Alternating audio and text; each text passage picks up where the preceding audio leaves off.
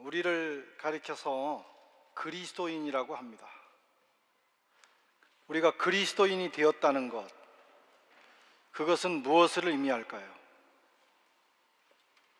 그것은 우리가 자유를 얻었다고 하는 겁니다. 자유인, 그것이 바로 그리스도인의 정체성입니다. 그 자유를 어떻게 얻었습니까? 주님의 핏값으로 얻었습니다. 거저 주어지지 않았습니다. 우리 주님이 십자가에 달려 죽으심으로 비로소 우리에게 자유가 주어졌습니다. 복음이라는 것은 내가 예수 십자가로 인해서 자유를 얻었다. 누구든지 예수 십자가를 믿는 자는 자유인이 된다 하는 그런 소식입니다. 주님은 이것을 위해서 목숨을 버리셨고, 사도 바울은 이것을 위해서 자기의 전생을 드렸습니다. 그리고 오늘 저와 여러분들에게 이 자유의 복음이 주어진 것입니다. 그렇게 우리는 영적으로 자유인이 되었어요. 여러분, 이것이 자유의 가치입니다. 예수 믿어서 얻은 우리의 자유는 핏값으로 된 거예요. 하나님의 아들이 피 흘리셨고, 수많은 사도들이 자기들의 목숨을 버렸고, 또 우리에게 복음이 우리에게 오기까지 수많은 사람들의 희생이 있었어요. 그러기에 그 자유는 더 값진 것입니다. 그냥 적당히 치워버릴 수 있는 게 아니에요. 생명을 걸고 목숨을 걸고 주님이 내게 주신 이 자유를, 이 자유의 가치를 지켜야 합니다. 세상에서도 자유는 거저 얻어지지 않습니다. 이 세상의 시스템이라고 하는 것은 우리의 자유를 빼앗고 우리를 속박시키는 거예요. 저항해야 합니다. 자유를 얻고 자유를 누리기 위해서 저항하는 거예요. 어떻게 인권과 정치적인 자유를 이 세계가 얻었습니까? 프랑스 시민혁명, 또 미국에서 노예해방전쟁, 우리나라는 민주화운동, 수많은 사람들이 이 세상의 자유, 정치, 인권의 자유를 위해서 자신들의 생명을 드리고 바치고 자신들의 인생을 걸었어요. 그렇게 해서 여러분, 우리가 자유를 얻게 된 것입니다. 그래서 자유가 소중한 거예요. 그러나 예수 믿어서 얻은 이 자유는 세상에서 얻는 자유하고 또 달라요. 하나님의 아들이 희생되셨기 때문입니다. 지금 바울이 갈라디아 교인들에게 전한 복음도 바로 이 자유의 복음이에요. 예수님 때문에 너희들이 죄와 사망과 불행과 그리고 율법에서 자유하게 되었다. 그래서 그들은 복음을 받고 자유인이 되었고 기뻐했습니다. 그런데 그게 몇 년 가지 못해서 그 자유를 상실했어요.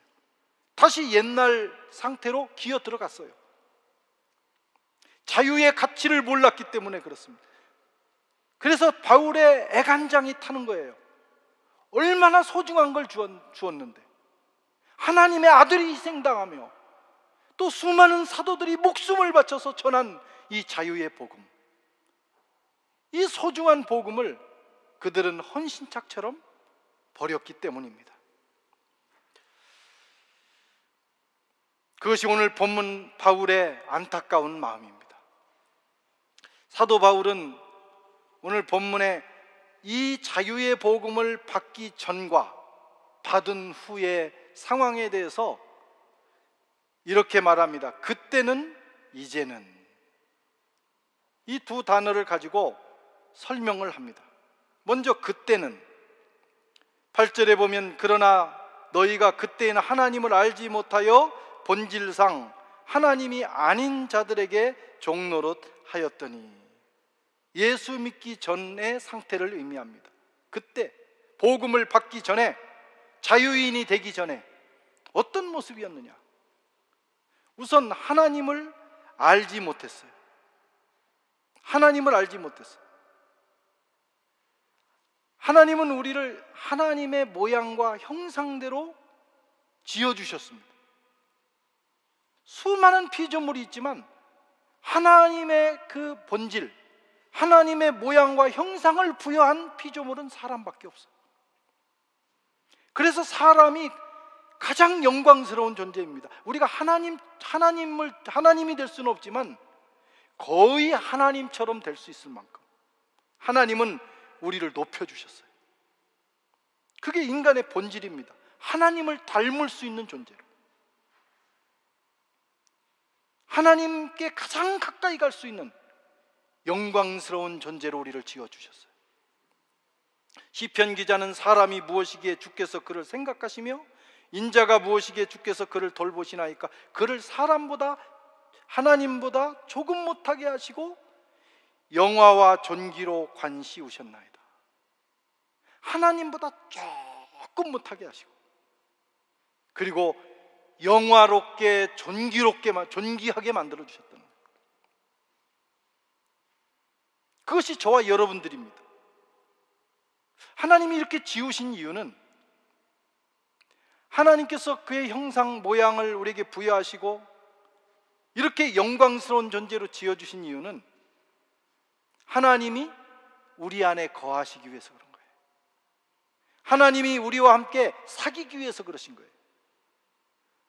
하나님은 저와 여러분과 함께 거하시고 함께 동행하시고 함께 사귐을 갖기를 원하십니다. 그러니 얼마나 축복입니까? 이보다 큰 축복이 어디 있어요? 그런데 아담과 하와가 이 축복을 걷어찼습니다. 이 축복의 가치를 몰랐기 때문이에요. 이 좋은 것의 가치를 모르는 사람은 멸망하는 짐승 같은 거예요. 좋은 걸 줘도 그게 좋은 게 뭔지를 몰라가지고 헌신차처럼 버리고 쓰레기통에 집어넣고, 긴 것이 나를 지배합니다. 진짜 종이 되는 거예요. 하나님이 우리에게 주신 자유는 하나님 안에서 누리는 자유예요. 로마서 1장 28절에 또한 그들이 마음에 하나님 두기를 싫어하며 하나님께서 그들을 상실한 마음대로 내버려 두사 합당치 못한 일을 하게 하셨으니, 하나님을 밀어냈더니 하나님이 있어야 될 자리에 다른 것이 들어오기 시작한 거예요. 그 자리에 우상, 정욕, 죄악, 탐욕, 불의, 추악, 악의, 시기, 살인, 분쟁, 악독, 우매, 미련, 더러움, 사망, 질병, 가난, 불행, 정말 못된 것들, 우리 인생을 불행하게 만드는 온갖 것들이 하나님을 밀어낸 자리에 들어와서 왕노릇하게 되는 것입니다. 그래서 가장 영화로운 인간이 가장 품격 있는 존재가 가장 부끄럽고 가장 연약한 존재로 추락하고 만 것입니다. 사람만큼 추악한 영화롭지만 가장 추악한 것이 또 사람이에요. 물론 고상한 것들도 있어요. 우리가 추구하는 것들 가운데 다 더럽고 추악한 것만 있는 거 아니죠. 하나님 없이 살아도 고상한 것을 추구합니다. 그래서 문화도 만들고 문명도 이룩하고 철학도 하고 학문도 하고 또 종교도 갖고 천문학, 과학, 수많은 것들, 그런 것들은 그렇게 추한 건 아니죠. 비교적 인간답게 또 인간의 품격을 높여주는 역할을 하기도 합니다. 그러나 그것이 하나님이 본래 우리를 만들었던 그 수준으로 높여주지는 않는다는 거예요. 그저 완전히 땅에 떨어졌는데 조금 우리가 최선의 노력을 다해서 조금 우리의 존재의 가치를 높였을 뿐입니다. 하나님이 처음에 우리에게 주신 거에 비하면 아무것도 아니에요. 비교할 수가 없어요. 그런데 우리는 문화와 문명의 옷을 조금만 입으면 스스로 대단한 체 합니다. 공부 조금 하고 말이죠. 조금 철학적인 사고를 하고 뭐 천하의 이치를 돌아가는 천하의 이치를 좀 깨닫는다든가 무슨 종교적인 수행을 한다든가 그러면 굉장히 뭔가 된 것처럼 착각을 하고 오히려 더 하나님을 배격하는 거예요. 그것이 인간의 모습입니다. 그렇게 하면서 그런 것들에 다시 종노릇하는, 여러분 우리를 비교적 고상하게 만드는, 우리의 품격을 높여주는 이런 것들이 우리를 자유롭게 만드는 것이 아니라 내가 거기에 매여버린다는 사실을 아십니까? 하나님 없이 추구하는, 하나님을 내게서 밀어내고 추구하는 모든 것들은 결국은 우리를 종으로 삼습니다. 바울은 그것을 깨달았어요. 바울은 최고의 학문을 가졌죠. 바울은 당대 최고, 그것만 가지고 세상을 보려고 합니다. 그래서 더 편협해지는 거예요.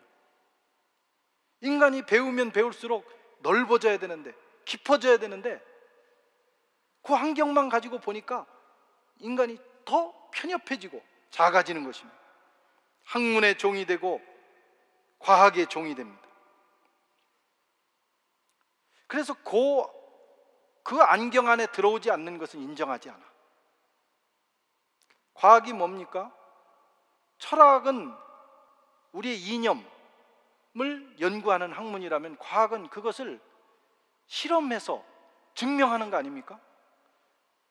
그런데 우리가 그런 과학적 사고에 익숙해지기 시작하면, 그걸 절대화시키면요, 우리도 모르는 사이에 증명되지 않는 것은 인정하지 않는, 그래서 증명할 수 없는 것은 존재하지 않는다, 이렇게까지 가는 거예요. 그러나 여러분, 우리의 이성과 과학, 우리의 사고, 학문이 증명해내지 못하는 것 가운데 정말 가치 있게 존재하는 것이 너무나 많다는 사실을 아십니까? 어떻게 증명된 것만 믿습니까?